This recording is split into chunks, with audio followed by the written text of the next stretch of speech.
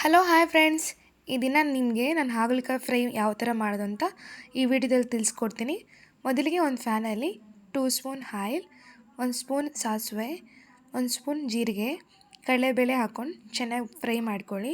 Brown colour ಬರೋವರೆಗೂ ಸ್ವಲ್ಪ onion ಹಾಕ್ಕೊಂಡು 1 ಮೆಣಸಿನ್ಕಾಯಿ ಚಿಕ್ಕದಾಗಿ ಕಟ್ ಮಾಡ್ಕೊಂಡು ಹಾಕ್ಕೊಳ್ಳಿ.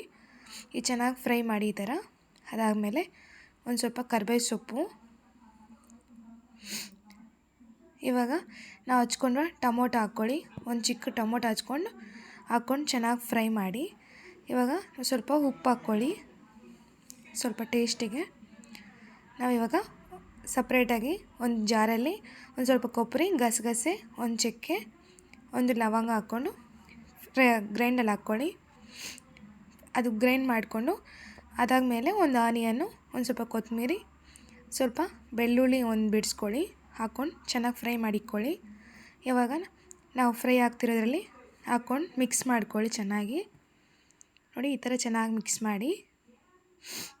ಇವಾಗ ಸ್ವಲ್ಪ ಉಪ್ಪು ಹಾಕ್ಕೊಳ್ಳಿ.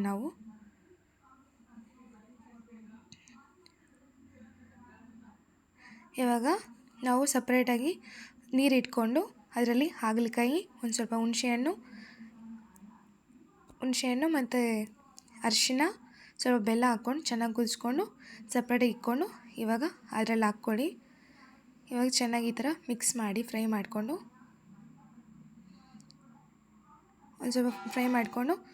ಒಂದು ಗ್ಲಾಸ್ ನೀರು ಹಾಕ್ಕೊಂಡ್ರೆ ಹಾಕ್ಕೋಬೋದು. ಇವಾಗ ನಾನು ಡೈಲಿ ಹಾಕೋ ಸಾಂಬಾರು ಮಸಾಲೆ ಇರುತ್ತಲ್ವ, ಅದು ಸ್ವಲ್ಪ ಹಾಕ್ಕೊಂಡು ಚೆನ್ನಾಗಿ ಮಿಕ್ಸ್ ಮಾಡ್ತಿದ್ದೀನಿ. ಇವಾಗ ನಾನು ಸ್ವಲ್ಪ ಉಪ್ಪು ಹಾಕ್ಕೊಳ್ಳಿ, ಟೇಸ್ಟಿಗೆ ಎಷ್ಟು ಬೇಕೋ ಅಷ್ಟು ನೋಡ್ಕೊಂಡು ಚೆನ್ನಾಗಿ ಫ್ರೈ ಮಾಡಿ. ಇವಾಗ ಸ್ವಲ್ಪ ಮೆಣಸಿನ ಪುಡಿ ಹಾಕ್ಕೊಳ್ಳಿ, ಚೆನ್ನಾಗಿ ಫ್ರೈ ಮಾಡಿ. ಈ ಥರ ಫ್ರೈ ಮಾಡಿ ಸ್ವಲ್ಪ ಗಟ್ಟಿಯಾಗಿದೆ ಅಲ್ವಾ, ಅದಕ್ಕೆ ಸ್ವಲ್ಪ ನೀರು ಹಾಕ್ಕೊಳ್ಳಿ. ನೋಡಿ, ಇವಾಗ ನಾನು ನೀರು ಹಾಕ್ಕೊತಿದ್ದೀನಿ. ನೀರು ಹಾಕ್ಕೊಂಡು ಒಂದು 10 ಮಿನಿಟ್ಸ್ ಇದ್ದರೆ ಟೇಸ್ಟಿ ಇರುವ ಹಾಗಲಕಾಯಿ ಫ್ರೈ ರೆಡಿಯಾಗಿದೆ. ನೀವು ಲಾಸ್ಟಲ್ಲಿ ಈ ಥರ ಕೊತ್ತಂಬರಿ ಗಾರ್ನಿಷ್ ಮಾಡಿಕೊಂಡು ತಿಂದರೆ ಸೂಪರಾಗಿರುತ್ತೆ. ಹೆಲ್ತ್ಗೂ ಒಳ್ಳೇದಿದೆ. ಈ ಥರ ಎಲ್ಲ ಹೆಲ್ತ್ಗೆ ಒಳ್ಳೆಯದು. ನೀವು ಈ ಥರ ಅಡುಗೆ ಮಾಡಿ ತಿನ್ನಿ, ಸೂಪರಾಗಿದೆ.